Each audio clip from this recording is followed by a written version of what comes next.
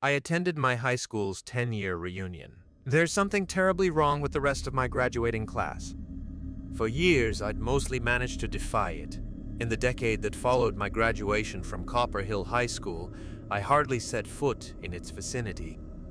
Instead, I absorbed myself in my studies at an out-of-state university and eventually my career. I spent the little free time I had with my girlfriend, who I'd met as a sophomore in a chemistry lab, and her friends. When we eventually broke up, I lost not only her, but also what little social life I had. It was in this state of loneliness that I found a letter from my old high school in the mail. This surprised me, as I hadn't realized that anyone there even knew my current mailing address. It was in this state of loneliness that I found a letter from my old high school in the mail. This surprised me, as I hadn't realized that anyone there even knew my current mailing address. I opened the envelope to find an invitation inside. Its design was fancier than I'd expected, complete with gold-colored glitter, a royal blue background, and a finely drawn silver border. It read in cursive letters, "Here's for 10 years, Zachary R. Please join us for the chess class of 2013 official reunion." It went on to list a start time and the school's address. On its back, it even contained a personalized handwritten note. "I know you live far away, Zach, but it would mean so much to me if you can make the trip. Paul and I will be there, and Arthur may fly in as well. I'd love to catch up. Vince had been one of my best friends once. You see, Copper Hill is one of those rare small towns where you can easily graduate from high school alongside the same friends you first made in kindergarten. In my case, my buddies Arthur, Paul, and Vince. I'd spent most of my youth with them. The four of us were in the same scout troop, played on the same sports teams, and took mostly the same classes. On weekends, and on weeknights, when we felt like sneaking out without permission, we often stayed up late together playing video games and drinking whatever cheap beer we managed to keep hidden from our parents. We'd meant so much to each other once. So why, since graduation, had I neglected them so badly? I couldn't even remember the last time I'd talked to any of them. Perhaps this reunion could serve as an opportunity for me to reignite friendships I'd let fade. At a minimum, I knew that spending time, even just one evening, with my old pals would do me a lot of good, especially considering how lonely I'd been lately. Accordingly, I resolved to attend. By the time I reached Copper Hill, I was an hour behind schedule due to congestion caused by an accident. As I approached town, I observed amidst the fading evening light that it appeared even quieter and more deserted than I remembered. Bars that had reliably drawn decent crowds on a Friday night ranged from boarded up to barely occupied. Meanwhile, the few other cars on the street drove lethargically at speeds far below the limit, and I spotted no pedestrians. In my memory, the school was only a short distance from the courthouse, city hall, and post office that formed most of downtown. But my GPS took me down a long, unfamiliar route bordered on both sides by tall cornfields. I was about to pull over and check the address I'd entered when, sure enough, my headlights illuminated a sign in the school's distinct black and red colors that stated, "Chess, home of the Patriots." The brick building that loomed behind it was just as I remembered, from its tall, towering middle section to the two narrower wings that stretched out to the left and right. Through the rectangular windows that lined the main building, I made out indistinct, shadowy figures milling about inside. A banner displaying welcome, 10 years. Cheese reunion stretched over the stairs that led to the main entrance. Underneath it, a familiar figure scurried towards the main entrance. "Arthur," I said to myself with a smile. Seeing Arthur improved my mood. He was the only other member of our class to leave town after graduation, and I suspected that he might share somewhat of an outsider status with me. "It'll be just like old times," I reassured myself as I approached the building. Strangely, though, it still didn't feel that way. For one, the air had a staleness to it that was difficult to describe. It felt artificial and thin, such that, as I climbed the front steps, I found myself needing to breathe in more of it than usual to avoid getting winded. Plus, the school's location still seemed off somehow. It didn't make any sense. It's not like a building this large could have been relocated. But amidst the eerily quiet surrounding countryside, everything felt more isolated and remote than I remembered it being. I tried to stop worrying. After all, with any luck, I'd soon be laughing and reminiscing with old friends who'd be happy to see me. Inside, balloon garlands, multicolored streamers, triangle flags, and small banners welcoming attendees decorated the main corridor. I observed tables stocked with snacks, pamphlets, and information about fundraisers. The only noise came from the intercom, which planned an era-appropriate Calvin Harris song. Everything necessary for a reunion was there, with only one notable exception: the people. As I approached an unmanned table marked check-in, I wondered where everybody had gone. Perhaps the event had moved to a different room. I was late, after all. As I added my signature to a sign, in sheet, my eyes scanned the list of other attendees who were marked as having already arrived. I recognized many names on it. Like Alice, who'd shared a stand with me in orchestra, our conductor was a hard-ass. A real disciplinarian who snapped at us constantly, and Alice was one of the many students he'd driven to tears on a semi-regular basis. I'd had this petty fantasy of comforting her after class, and then mustering the courage to ask her out. But I never did it. It was Vince, actually, who'd ended up with her. That had always annoyed me. I'd confided in Vince about how I felt about Alice, and soon after, the two of them were together. It felt as frustrating as it sounds. But, oh well, that's what I get for hesitating for as long as I did. Drifting down the hallway, my eyes caught the words reception displayed over double doors that led to the gymnasium. It made sense as the main location for the event. That's where homecoming, prom, and plenty of major sports events were held, after all. I could hear chatter, laughter, and the loud thump of dance music just beyond the gym doors. I approached it excitedly.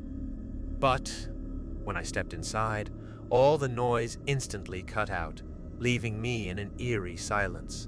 Even more perplexingly, the room before me, like the entrance corridor, was entirely devoid of people. A party had just been here, no doubt. I spotted a makeshift bar stocked with a standard assortment of liquor, tables holding half-finished drinks and refreshments, and an area cleared for a dance floor in the room's center, but there were no people around. Had I missed everyone again? Where had they gone? "Hello," I called out, to no avail as I drifted around the room in a state of bewilderment. As I did so, I came across the entrance to the boys' locker room. Just a whiff of the musty, sweaty smell emanating from it unlocked long-buried memories of the time I'd spent in there. I remembered one occasion in particular where Paul had gotten pissed at me. Paul was usually a pretty low-key guy, but when he lost it, he went wild. I recalled his hot breath as he got in my face and screamed at me. When I gently nudged him away, he responded by slamming a locker door into my head. My memories from that moment forward were hazy. There was a growing pool of blood, the pain of his fist against my cheek, and the cheering of the classmates who had encircled us. They were egging us on to continue the fight, as if my beating could be called that. I hadn't thought about this event in years. How could I have forgotten something like that? My mind churned in confusion. Feeling dizzy, I took a seat on a bench that appeared to be part of a crude photo booth setup as my mind continued to replay this repressed memory. As Paul had continued to pummel me, I'd spotted Vince among the gathered crowd. I'd begged for him to intervene, but neither he nor our strangely absent instructor had done anything to help me. It was only when Arthur got between us that Paul had reluctantly cooled off. It had taken weeks for those bruises to heal. Had Paul ever been punished for it, or even apologized? Surely he must have. We'd remained friends, after all. A strange pressure around my shoulder, and a sudden bright light jolted me back to the present. The flash on the camera facing the bench I was sitting on had one off somehow, even with nobody around to operate it. It didn't make sense, just like so much else that was happening. Where was everybody, and whose voices had I been hearing? I'd seen people from the road, and I'd even watched Arthur come inside, but as far as I could tell, the event was deserted. I texted Arthur asking if he'd found anyone. For all I knew, he could have changed his number in the many years that had gone by since I'd last used it, but I figured it was worth a shot. To my relief, he responded right away. "Hey man, long time no see. Paul just called me. He says everyone's up on the 3rd floor in Mr. Manelli's old room. I'm on my way there now. Meet you there soon." I couldn't fathom why the entire event would relocate from the area clearly designated for it to the 3rd floor. There wasn't much up there after all, aside from classrooms and a few administrative offices. Nonetheless, I resolved to head up there. Arthur was there after all, and hopefully the rest of my friends would be as well. Navigating off my memory of the building's layout, I hopped up a small set of steps that connected the gym to the 2nd floor. From there, it would just be a short walk past a few classrooms before I'd arrive at the central staircase, which would take me to my destination. I'd never seen the school quite this gloomy before. Each footstep echoed through the halls. The classrooms were weirdly empty too, bereft of any decorations or other signs of use. I recognized one as my calculus classroom. I remembered how, after class had ended one day, I'd come across a group of students congregating in the hallway. Mary, Michelle, and Abby, like so many of my classmates, had grown up with me, and I'd always gotten along with them. But that day, they were harassing a shy girl, Morgan, I think, calling her all sorts of names. Whore, bitch. She was trying to get away from them, but they wouldn't let her leave. Their taunting of her became a regular thing, and it often left Morgan in tears. Whatever happened to Morgan? Like most of my friends, I'd known her since I was a little kid. She was quiet, but she was perfectly nice. Then, one day, gossip about her started to spread. The type of nasty, embellished rumors that often make their way through high schools, full of sexist undertones and double standards. Her former friends shunned her, and she'd been subjected to taunting and ridicule as she walked to class and sat alone at lunch. And one day, she was just... I'd always assumed that her family had moved away. But was that true? Growing up, Mary, Michelle, and Abby had always been sweet girls. I'd never seen them treat another person the way they'd treated Morgan, but Copper Hill High School had a way of bringing out the worst in people. There was just something about this building, this place, that ate away at our souls. Had I bullied Morgan too? Maybe not. But once her mistreatment started, it's not like I'd made an effort to be kind to her, or ever invited her to sit with me and my friends in the cafeteria. I could have done more. I reached the central staircase. With each step that I took up towards the 3rd floor, a feeling of dread ran through me. I'd seen something terrible happen up here, hadn't I? It was Paul and Vince. Arthur had done something to offend them. It could have been the rumors spreading about his reasons for never having a girlfriend, his diminutive size, or the way he'd reacted when Paul had beaten me half to death. Whatever the reason, Paul and Vince, without my knowledge, had decided to subject Arthur to a cruel prank. After school one day, they'd lured Arthur up to the 3rd floor, where they'd taken hold of him and tried to wedge him into his own locker. Now, there's a reason this sort of thing occurs primarily on 90s sitcoms. Most people simply can't fit inside of a locker.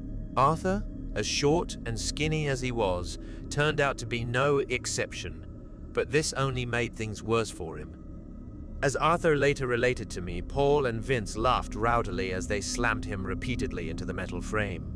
By the time they finally relented, Arthur had bruises all over his body. There were other horrible acts too, other victims, other beatings. It dawned on me that this place had been an absolute hellhole.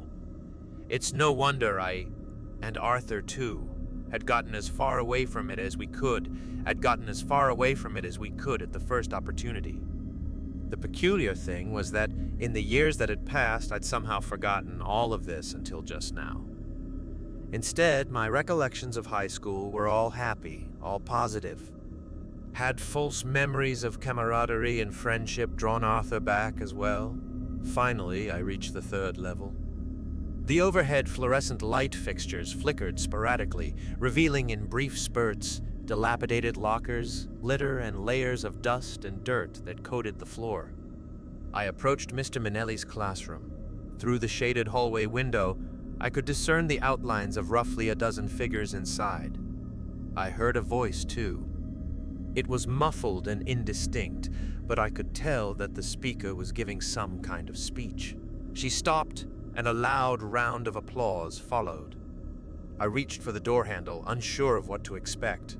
Hopefully, it would just be the people I'd driven 4 hours to see, but after the events thus far, I half expected the room to be empty. If so, I was jumping ship and going home. To my surprise, just before I made contact with it, the door slowly opened on its own.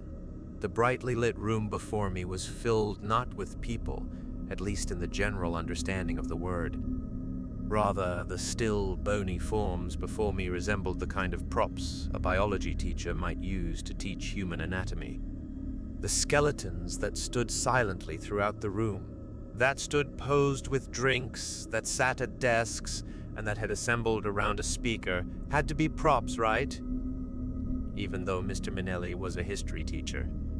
My mind searched desperately for some kind of explanation. This had to be an elaborate prank, right? Had Vince and Paul lured me, and maybe Arthur too, out here just to freak us the fuck out? I wouldn't put it past them. It's precisely the kind of thing they'd do. Even if the whole setup, complete with an array of prop skeletons, was a bit extreme. But then, who was making all the noises I'd been hearing? Was that part of the prank too? Fuck it, I thought. If this was a big gag at my expense, then I'd just have to deal with the embarrassment later. I was getting out of there. "Zach," called a strained voice in the hallway. "If this a joke, then it's not," the voice interrupted me. "Zach, help me, please." It was Arthur's voice, and it was coming from the hallway nearby. He sounded like he was in serious trouble, so I hurried after him. Eventually, I found myself in a corner of the hallway. One where, if I remembered correctly, he and I used to have lockers. But once again, I found myself alone. I yelled out his name several times. "Arthur! Arthur!" It was no use. I appeared to be at a dead end. That's when the locker next to me shook. I jumped back, surprised. It was shut, but not locked. I gripped the handle and pulled it open. Nothing could have prepared me for what I saw inside. It was Arthur's torso. The rest of his body was gone, and something was dragging what was left of him further away, further back into a dark abyss where the wall should have been. Blood gurgled out of his mouth as he gasped my name one last time. He reached out a red-stained hand. Hoping to somehow pull him out, I tried to take it, only for whatever unseen force had taken hold of him to pull him away, leaving behind a wide hole in the back of the locker. More blood gushed through it, leaking onto the hallway floor. "So glad you could make it," said a monotone voice behind me. I whirled around to see two fleshy arms emerge from another locker across from me. The skinless figure left wet, red stains on the white surface as she got to her feet and stepped towards me. "Don't you recognize your old crush? Surely 10 years haven't been that rough on me." Alice?" I stuttered, stepping backwards. Lockers all around me started opening, each accompanied by a new pair of bloody arms of figures that slowly crawled outwards. My survival instincts kicked in. I sprinted away, my legs frantically carrying me towards the main staircase. All around me, figures emerged, reaching out to me as I passed by.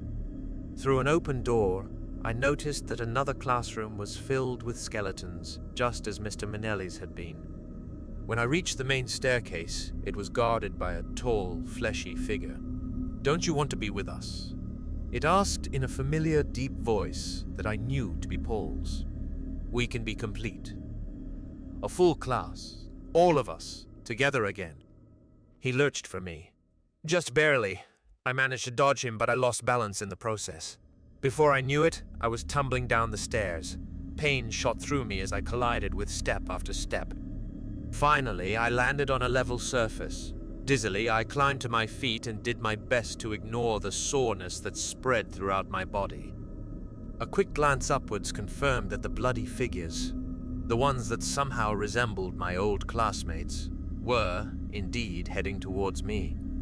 Meanwhile, the temperature inside was rising noticeably, and the walls around me were steadily changing in color from a dull gray to a deep red.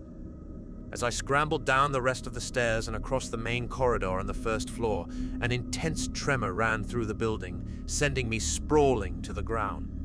Despite a sharp pain that spread through my ankle, I hobbled as quickly as I could to the exit. I didn't look back as I made my way across the parking lot to my car. I started the ignition, backed out, and headed towards the long road I'd used to get there. In my rearview mirror, I chanced a glance back at the school.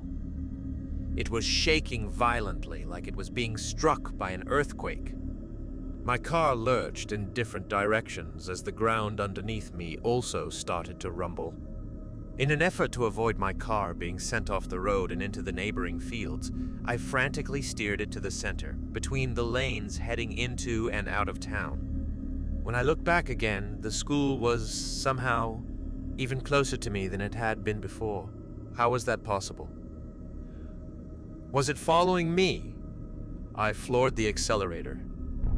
Row after row of cornfield flew by me as I drove at the fastest speed of my life.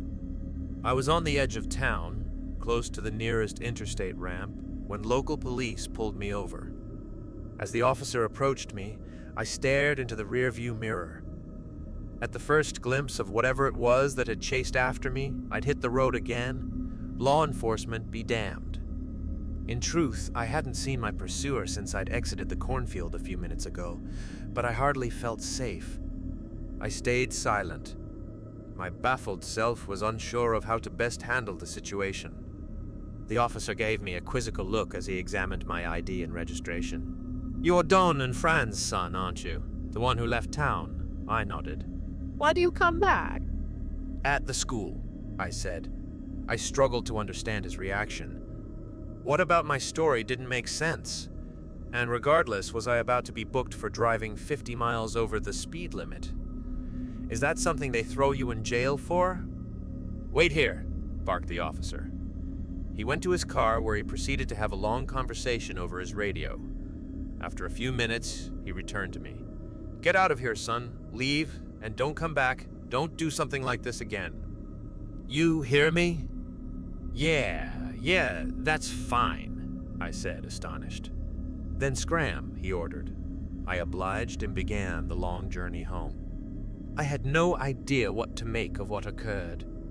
I can hardly find anything at all online about Copper Hill High or any of my classmates who went there, and I'm not exactly eager to reach out to any of them. I can't make much sense of what happened, but I'm sure of one thing, that I barely made it out of that situation and that I shouldn't press my luck much further. My ankle needs some more time to heal. Once it does, I'm going to try joining a social club and making new friends. After what happened to me in Copper Hill, I decided that the past is not a place where I need to dwell any longer. 2 weeks have passed since the reunion. Today, an envelope with no return address arrived with my mail. It contained a single photograph on glossy paper with a short note written underneath. The image featured me on the bench in the photo booth. Sitting to my side with his arm over my shoulders was Vince.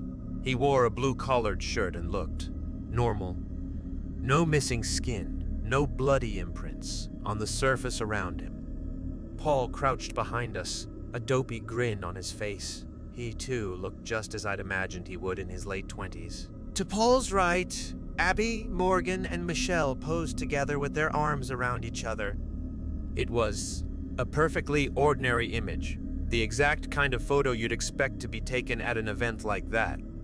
The handwritten caption underneath read, "Although your visit was briefer than we preferred, we all had a splendid time catching up with you, Zach. Please feel free to come by anytime. Nobody truly leaves Copper Hill after all. Signed, Vince K., co-chair, Cheese Reunion Planning Committee. P.S., the note continued, we are delighted that Arthur has finally joined us. Maybe you will too, at our 20th. The writing up to this point was cursive font in traditional black ink. The last few words, however, were larger in size, messily scrawled and colored a deep shade of red. See you then, buddy, if not sooner. The end. Now, for our second story upstairs. In 2017, my roommate was busted for drug paraphernalia. To make matters worse, the bust happened on the landlord's property, so even though no charges were placed on me, I was evicted. Money was already tight, so without my roommate's contribution to rent, I would have had to move out anyway. But now I only had 3 days to find a place to stay. Living in a rural area, my options were limited. There was only one other small apartment complex and their rates were twice as high. However, I did find a newly listed rental only 5 miles away. It looked like an old barn that had been renovated and turned into a vertical duplex. The listing said both floors were vacant, but only showed pictures of the bottom floor. It was shabby, but I had no room to complain. I called the owner, a sweet-sounding old man with a thick southern drawl, and reserved the bottom floor. The next day, I collected the few possessions I had and drove over to the farmstead. The old man was waiting for me at the main house. He looked like what I had imagined. Dirty jeans, old boots, a big belly, and a long gray beard that matched his cotton shirt. I parked and headed over to greet him. Howdy, he nodded at me as I walked over to him. Hello, I answered, forcing any ounce of charisma I could muster into my tone. I'm Melissa. He extended his hand, Ely. And thank you. I dropped my bags to welcome his handshake. She's not what she used to be, but she's home. He knelt to grab my bags. Oh, you don't need to do that. It's not that much, I told him, but he shook his head and picked them up anyway. Where you staying is around back, he said as he started to walk that way. Sorry, but I don't have a driveway over to it yet. You're welcome to drive round and park in the grass if you'd like. There was no way my beater could drive through the tall grass. That's all right, I don't mind walking. The duplex was less than 50 yards away from the main house, and there was a worn path through the tall grass to get there. It was vertically symmetrical with the windows in the same places for the first and second floor. The second floor window looked to not have any glass. It looked smaller than in the photos, but I was looking forward to the serenity of nighttime on a farm. He unlocked the front door and flipped the lights on. It smelled of hay, manure, and wood, something I would have to get used to. To my right, there was an old tube TV on a cabinet with a dusty recliner pointed at it. Behind that was the bathroom, and behind that was the bedroom. The kitchen was along the back wall. To my left was a ladder leading right up to a hatch in the ceiling. What's that? I asked Eli, pointing to the ladder. That's the way upstairs for now. I'll be adding a door and steps upstairs to the back of the place eventually. Just haven't gotten around to it. You dropped my bags in the center of the room. Don't worry, no one else is living here yet, and I don't plan on renting the upstairs out until I've finished the other entrance. That's okay, I said as I continued to look around the space. Oh no, he answered. My granddad turned this place from a barn into a house many years ago for some distant cousins. Twins, apparently. I didn't know any of them very well, I just inherited this place a couple years ago. Oh, I'm sorry for your loss, I said, but he shook his head.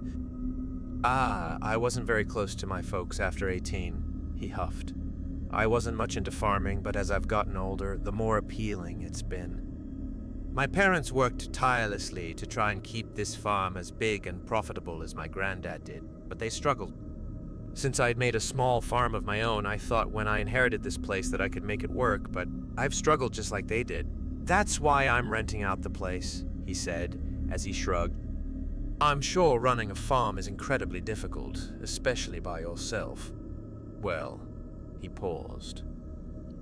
He looked around the room a bit before continuing. It wouldn't be so bad if it weren't for something messing with my crops and killing livestock. He looked at me. Now, I don't mean to scare you. I'm sure it's just a few coyotes, and the livestock are all the way past the house on the other side. His attempt to comfort me was appreciated, but I was starting to feel like this was a mistake. I would stay there for as long as I had to, but I'd continue looking elsewhere. I guess that was a positive of renting from this man, as there was no contract and I just paid every month. I'm sure it's fine, I said, trying to match his affirmation. I don't have much of any livestock anymore, just a couple cattle and a few chicks, so I don't think it should be much issue. He handed me the key and stepped out the front door. If you need anything, just call me or come knocking. Just call me or come knocking. Don't be shy. Thank you very much, I told him as he walked back to his house. I walked around the space a bit before unpacking my bags and accustoming myself to my new home. That evening, I sat in the recliner and browsed on my phone for other places to stay. I looked for hours, expanding the boundary further and further away, but couldn't find anywhere I could afford. I even contemplated posting online for roommates, but after getting evicted due to the last one and the thought of living with a stranger, I would just as rather risk being eaten by the coyote. It had gotten late, and I could already start to smell the dew on the grass outside. When I got up to go to bed, the floor creaked loudly with every step. It sounded like the entire house groaned for every move I made. I didn't remember the house being this noisy earlier, but perhaps the silence of the evening made it that much more noticeable. I made my way to bed, but hardly slept. The next morning, as I walked back to my car, I saw Eli carrying a shovel over to the barn. I waved to him, but he must not have seen me. He disappeared inside, and I left for work. When I returned that evening, Eli was sitting on the porch smoking. He nodded to me as I got out of my car. "Hello," I called over to him. I could tell he had had just as long a day as I'd had. "Long day, same as always," he said and smiled. "Does misery love company?" I laughed. "Indeed it does," I answered. I walked over to him and we talked for an hour or so about our lives, growing up and how we got to where we are. He was sweet and genuine, listening intently and sharing his own stories. It was exactly what we needed. "So am I the first person to stay here?" I asked. "Actually, I had one other lady stay here before you. She was probably about your age. She didn't stay very long, though. We had a bit of an argument early on." "What happened?" I asked. "Well, she had rented out the bottom floor, but she let her sister stay on the top floor without talking with me first." He sighed. "I should have just let it go since I'm still not ready to rent that top floor out, but it just seemed poor manners." I brought it up to her kindly at first, and she just kept denying it. But I would see them both standing at the windows together, one in the bottom and one in the top window, staring at me. I saw them several times over the course of a couple weeks doing that. He sighed again. "They were odd ones. That's definitely rude," I replied. "I don't blame you." He smiled at me. "Well, it's late. It's about time we go to bed." He got up and headed inside. "Good night," he called out as he closed the door behind him. "Good night," I answered as I walked around the house and back to the duplex. As I stepped inside, I noticed the loud creaking again. With each step, a squeak echoed around the house. It took me walking to the bedroom to notice that each creak under my feet sounded again right above me. I rocked back and forth to make sure I was hearing it right, and with each shift, the thud echoed upstairs. Was someone up there? I wondered. "Hello?" I called out, but no one answered. Was the sister still living up there? I tiptoed over to the ladder, each squeak upstairs matching my steps. No, it must just be something with how this place was constructed, I assured myself. I stared up at the hatch, contemplating taking a peek. Maybe it's best I wait until morning. I sat in the recliner that night, staring at the ladder. I may have dozed off a time or two, but it was another night of poor sleep. I didn't see Eli in the morning, or I would have asked him to investigate the second floor for me. I went off to work but left early to check out the second floor before it got too dark. When I came back, Eli was back near the barn with a shovel covered in dirt and sweat. I waved at him again, but he didn't see me. When I got to the duplex, I stepped around a few times to see if the creaks were echoing upstairs, but they weren't anymore. I turned on my phone's flashlight and climbed the ladder. I found the light switch and flicked it on. The second floor was identical to the first floor. Everything was exactly the same except for the missing window pane in the front of the house, adjacent to the ladder. I crept over to the kitchen to see if there was anything to cover the window with, but all the drawers were empty. Then I noticed the bedroom door was closed. I tried to open it, but the door was locked. "Hello?" I called out as I knocked on the bedroom door, but no response. If someone had been living on the second floor, they didn't have any belongings.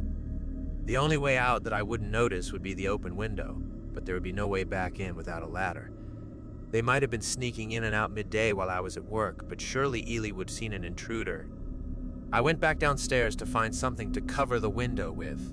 Despite how late it was, I decided to call Eli to ask him about the upstairs bedroom. I found a spare sheet under the bed as Eli picked up. "Hello." "Hey, it's Melissa. I'm sorry to bother you so late, but I was checking out the second floor and noticed the bedroom door up there is locked.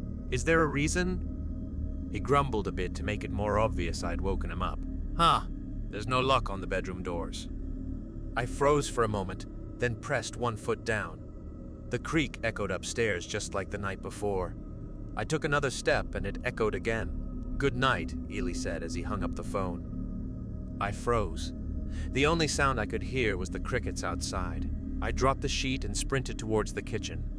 The thuds and creaks I made were equally matched above. I grabbed a knife from the drawer and ran to the ladder. Again, every thump matched me in step. I climbed up and put my hand on the trapdoor, pausing for a moment to prepare myself before bursting through. There was no one. I rocked back and forth, listening to the creaks coming from below my feet and above my head. Then I stomped a couple of times and it echoed loudly, but it still sounded like it was coming from above. It must just be how this place is constructed, how the sound bounces around or how the frame moves, I told myself. But then I noticed the bedroom door was open. I took a couple steps towards the bedroom and peered inside. Empty. Strange, but I was relieved. I guess the door opened when I was stomping around. My phone rang. It was Eli. "Hello," I answered. "What are you doing?" he asked. "I was just looking around upstairs. There were some noises and the bedroom door opened, But he cut me off. "No," he said. "Why are you on the roof?"